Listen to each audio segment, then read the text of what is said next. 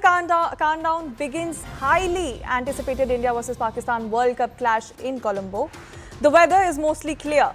However, the Sri Lanka Department of Meteorology has issued a warning of a developing low-pressure system in the Bay of Bengal, raising the risk of rain during the Sunday evening game.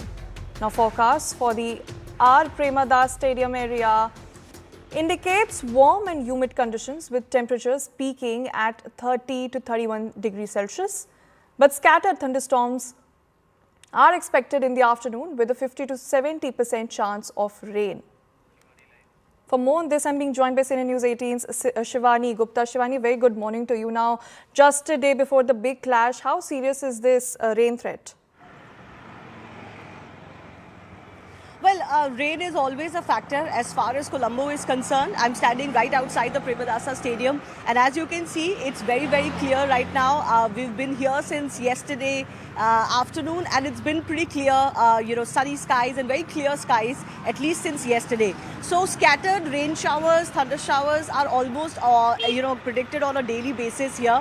Currently, there is a forecast of some showers today.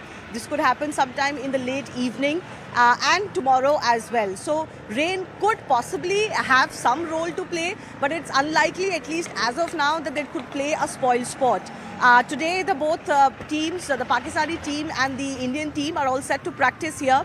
The Pakistani team will take to the practice field somewhere around in the late afternoon, while India is expected to practice only in the evening. So it remains to be seen if it showers, in the late afternoon or in the early evening. Will India's practice session get impacted ahead of that big match is also something to watch out for. Because remember, India is coming to Colombo just to play the match against Pakistan. Otherwise, their matches are being held in India. So India is in a way a visiting team, even though it's the host of the T20 World Cup, while Pakistan is actually stationed in Colombo and playing all of their matches here.